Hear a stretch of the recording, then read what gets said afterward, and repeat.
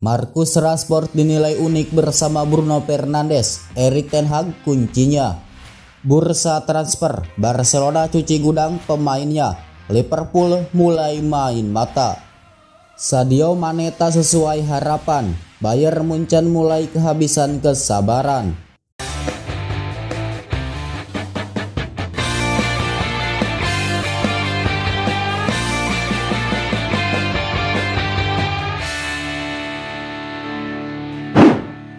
Marcus Rashford dinilai unik bersama Bruno Fernandes. Erik ten Hag kuncinya.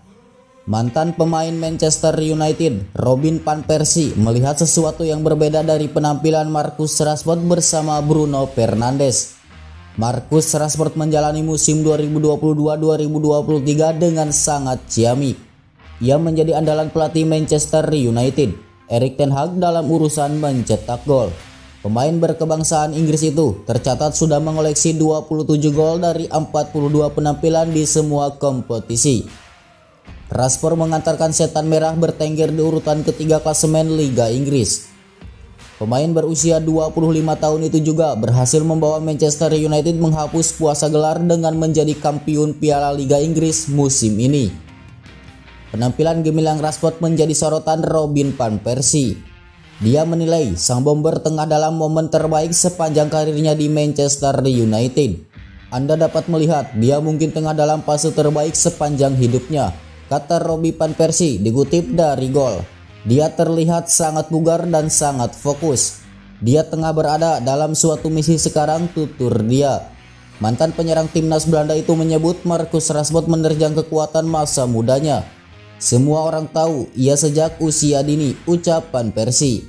Robin van Persie juga memiliki penilaian khusus terhadap penampilan Marcus Rashford. Terlebih jika penyerang sayap timnas Inggris itu tampil bersama Bruno Fernandes. Robin van Persie menyebut Rashford dan Fernandes memiliki ciri khas bermain yang sangat unik. Bagi Robin van Persie, hubungan kedua pemain tersebut sangat menguntungkan setan merah. Van Persie juga tidak melepaskan sosok kunci kehebatan Marcus Rashford dari peran sang pelatih Erik ten Hag.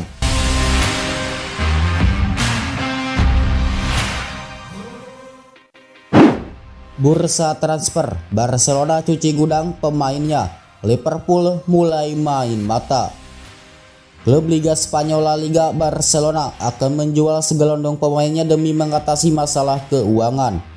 Hal tersebut lantas membuat Liverpool mulai main mata. Barcelona mengalami rentetan masalah yang terus berdatangan akhir-akhir ini. Liverpool diyakini menjadi salah satu tim yang bakal memanfaatkan situasi tersebut. Hingga kini Barcelona masih terus berusaha untuk keluar dari hutang yang ditinggalkan oleh mantan presiden Josep Maria Bartomeu. Hal tersebut dilakukan Barcelona dengan menaati financial fair play yang ditetapkan oleh Federasi Sepak Bola Spanyol. Melansir dari Count Offset, Barcelona diharuskan untuk menghapuskan beban gaji sebesar 199,6 juta euro atau sekitar 3,2 triliun. Bukti nyata yang dapat dilakukan Barcelona adalah dengan menjual sebagian pemainnya, termasuk yang paling berharga sekalipun. Pasalnya hanya beberapa pemain penting saja yang memiliki gaji tinggi, plus nilai jual yang tentunya menguntungkan Barcelona. Beberapa pemain yang dimaksudkan adalah Ansu Fati, Eric Garcia, Ferran Torres, Jordi Alba, Rafinha, dan Frank Kessie.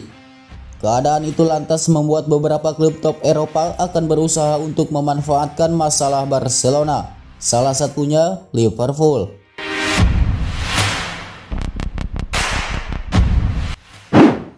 Sadio Mane tak sesuai harapan. Bayern Munchen mulai kehabisan kesabaran. Klub raksasa Bundesliga, Bayern Munchen mulai kehilangan kesabaran kepada pemain anyarnya yakni Sadio Mane. Sadio Mane tidak sesuai dengan harapan yang diinginkan ketika dari Liverpool pada musim panas 2022 lalu. Dibeli seharga 35 juta pounds atau sekitar 650 miliar. Sejauh ini winger asal Senegal itu belum bisa bermain signifikan. Cedera yang menghampiri Mane membuat performanya menurun drastis dibandingkan saat masih memperkuat Liverpool. Pasalnya, harapan Bayer untuk membeli Mane didasarkan pada kualitas dan ketajaman di lini serang Liverpool. Musim 2022-2023, Mane cukup memuaskan ketika awal kompetisi hingga sebelum jeda Piala Dunia pada November hingga Desember 2022 lalu. Naas baginya, cedera pada tulang fibula sepekan sebelum Piala Dunia 2022 pada pertengahan November membuatnya absen membela Senegal dan juga Bayer. Mane harus menepis selama 3 bulan dan baru melakukan comeback bersama di Rotten pada akhir Februari lalu.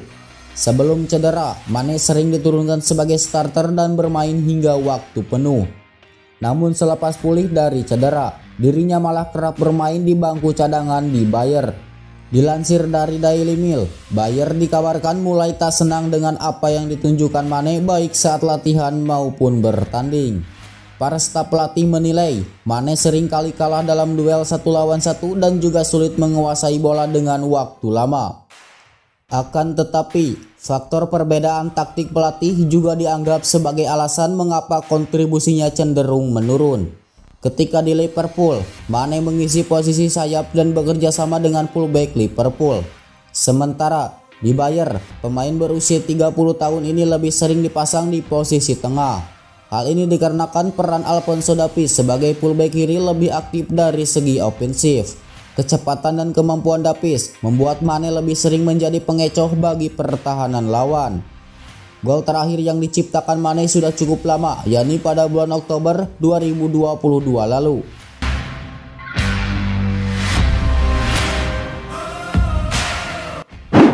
Kejutan, ada masalah kontrak. Dybala akan tuntut Juventus lebih dari 820 miliar.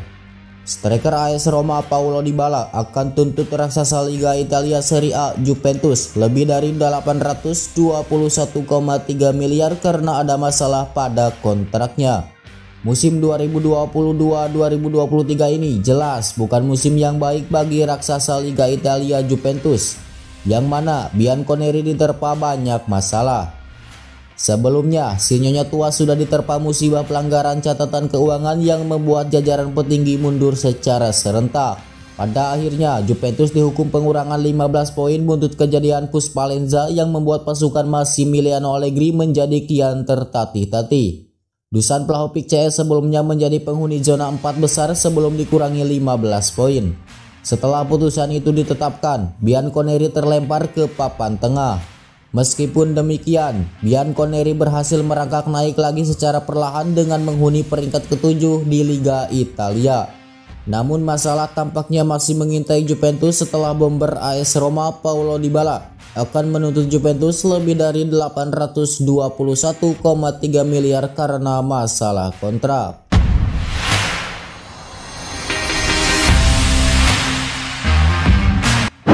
Ronald Koeman coret pemain incaran MU dari skuad timnas Belanda. Dia tidak tahu cara bertahan.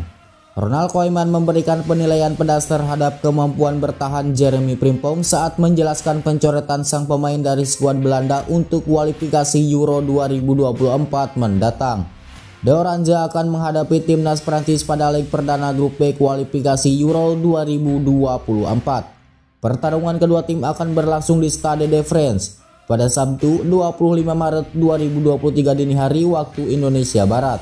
Bek Bayer Leverkusen yang dilaporkan menjadi target Manchester United dikecam oleh Koeman ketika mantan pelatih Barcelona tersebut ditanya mengapa sang bek kanan dicoret dari skuadnya.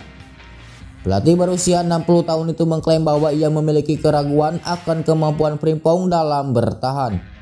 Dan Koeman juga mengatakan bahwa ex-back Celtic itu tidak akan cocok dengan sistem yang akan ia usung.